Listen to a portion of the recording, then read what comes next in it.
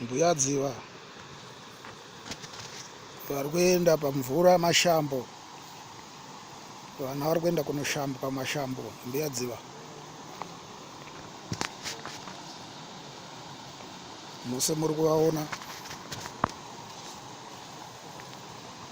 Vane muzukuru ane munyama auya kuzoshambwa pamashambo.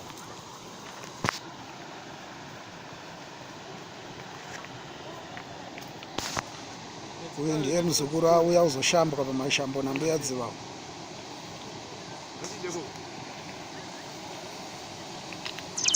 Vauya naye kumashambo.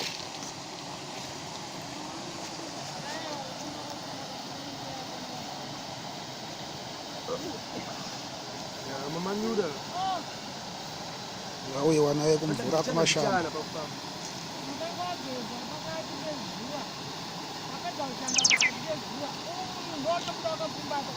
Ndo magezero avanoita munyama.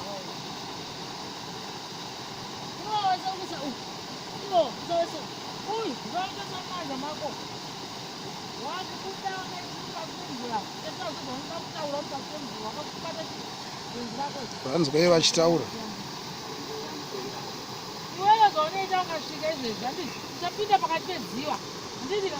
Wapinda pakati pedziva nemagwenza. Andidi wakabata mumanja. Nemamagwenza ari mumbiya. Nehanza dzako dziri kunze kwenyika. Andidi. Ndadzichambira chidzibhezi. Vauya kumashambo nedare revaira mhofu. Pakati pedziva apa ndipo uchanogwenza. Uchazvanga sei? Wakuda kutenga mhuri dzese. Wadaro. Andidi. Uchatangira kunoko chadzoka kunoko nokubagwenza ndinare. Bora uchapinda naro pasi pemvura. Uchitaura zvauda sei? Zvauda kutaura. Andidi. Ndibva wayambuka. Wakabata ndedza kweti maoko. Gwenzi rako wakapfumbata. Ira sasa iri kupinda uko. Ira wakupfumbata ndeiyi. Chifamba.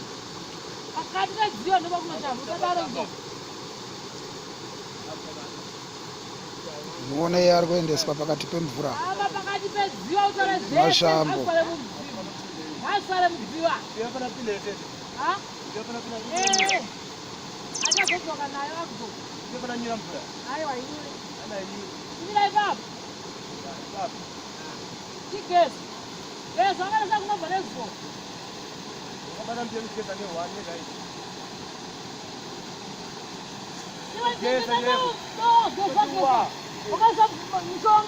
Mushonga pamvura. Ndodedza mushonga pamvura. Isa mushonga so pemvura uchisoponda nawo kudai. Ukaisa ipapo sovha utofora wataka kugeza. Ari kuudzwa zvekuita. Uchibviswa munyama. Kana mushonga mvura, tora mushonga shamba. Ndo basa rava. Mushonga iwowo kuiza miri wose.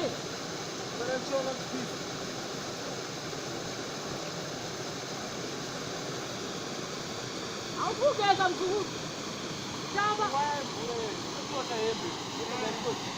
Pinga nemushonga uchitaura. Mona izvi zviri kuitwa naMbuya Dziva izvi.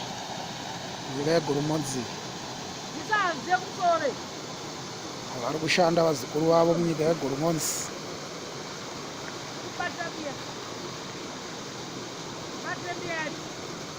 Uyo apindawo kunobatsiridza.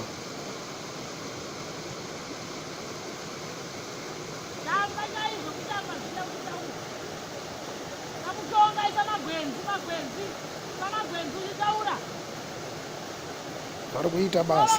Nyika yegoromodzi vari kuita basa.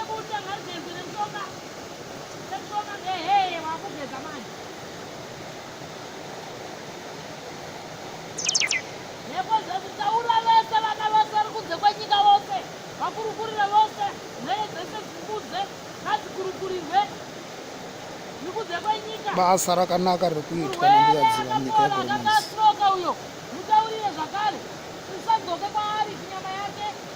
Ya muri kuona ari kugeza we ndiye ane hama yakanga yakastroka ane makore 5. Anga asingafambe nekutaura. Ezvinamo.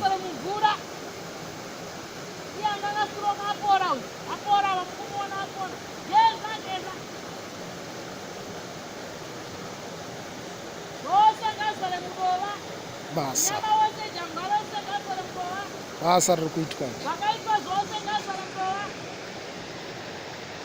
Onaiwo nyika yeZimbabwe nevari kunze basa riri kuitwa nambuya Dziva.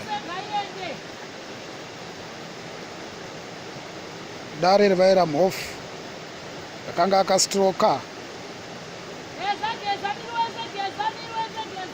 Zvino uyo auya naye mukati memvura kuzomirira akanga akastroka nevasipo vakumashambo naye vari kushamba mhepo dzose.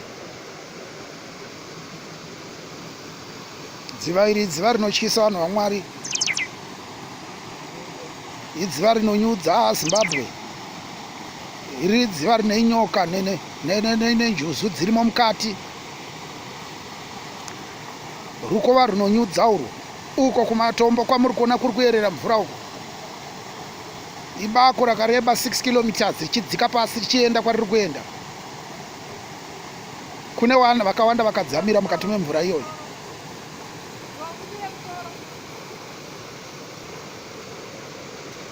Ari pamashambo. Aiwa, tinotenda mbuya Dziva nebasa rakanaka ravari kuita. Zvinokudzwa izvi.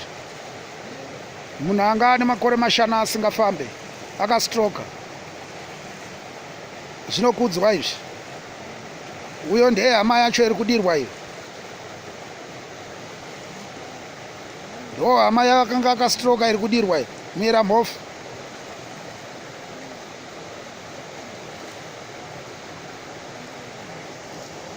Tiri kuti nyika yeZimbabwe muone basa rakanaka riri kuitwa nambuya Dziva. Nose vari kunyika dzakakomberedza, vagere nyika dzeUK, Canada, America, South Africa, Malawi, Zimbabwe, Mozambique, Tanzania, Australia, mose muone basa rakanaka riri kuitwa nambuya Dziva.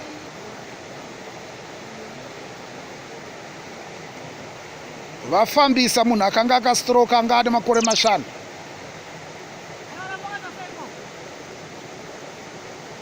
Zvinokudzwa izvi. Zvinokudzwa izvi. Zvinokudzwa izvi.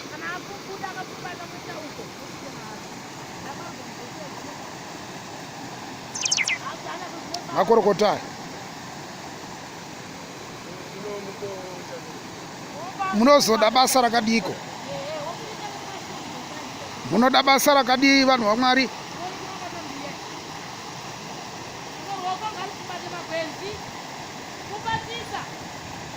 Mondoro yechokwadi, kwete mondoro dzekunyepa. Iyi ndiyo mondoro yechokwadi. Makore mashanu munhu akastroka asvika pakufamba. Inzwai zvavari kutaura. Inzwai zvavari kutaura.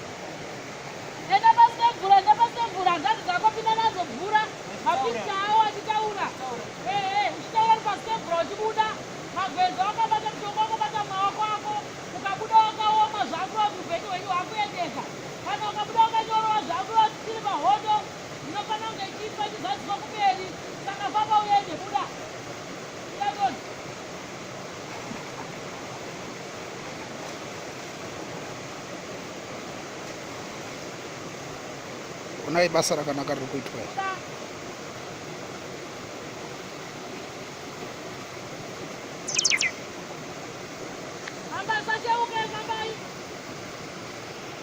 Aiwa, tinotenda mbuya Dziva nebasa rakanaka ravari kuita.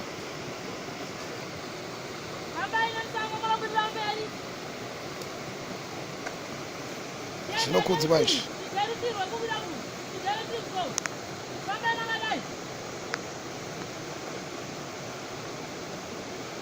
Zvinokudzwa izvi.